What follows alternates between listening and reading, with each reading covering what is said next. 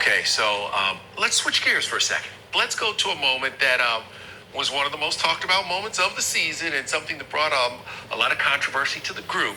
Clint, I'm referring to that slender comment that you made on the honeymoon, just to give everybody a little bit of a refresher.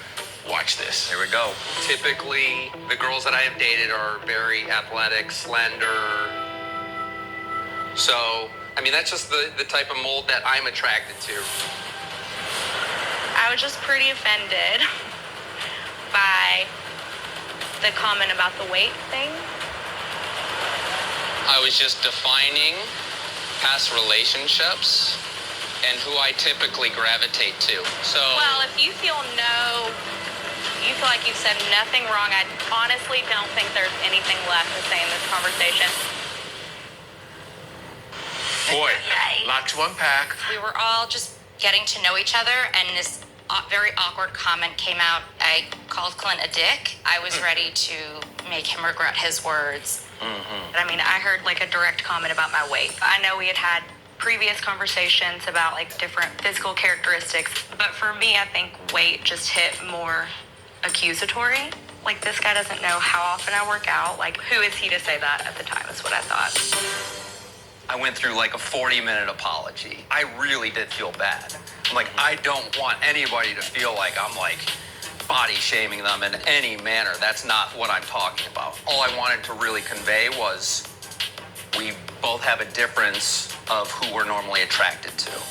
With this whole process, I think all of us were just overly honest and overly open about things. And so, I mean, even myself, I was guilty of saying something that I regretted. I mean, on wedding day, I definitely, I was very attracted to her. I thought she was very beautiful. But typically, she's a little thicker than I normally go for, but not in a bad way.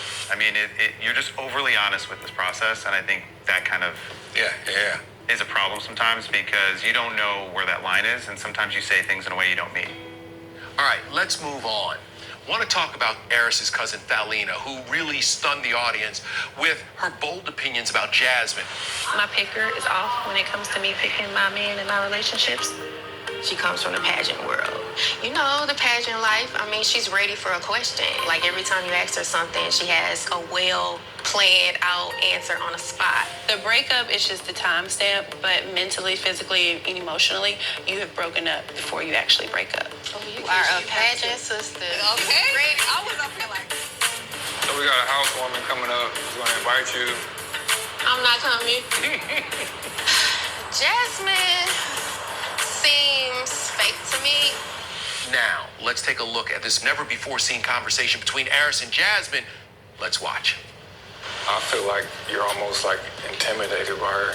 When you came back from the brunch, you look like you worked like a 16-hour shift. I felt attacked. Like, I felt like my character was in question. I felt like she called me fake. I have enough going on. I just married a stranger. So if I feel like somebody ain't rocking with me, I don't want to be around them. I like strong people. People can hold their own. What do you think of that moment? I definitely feel like Airris should have been there on Jasmine's side. That is his wife.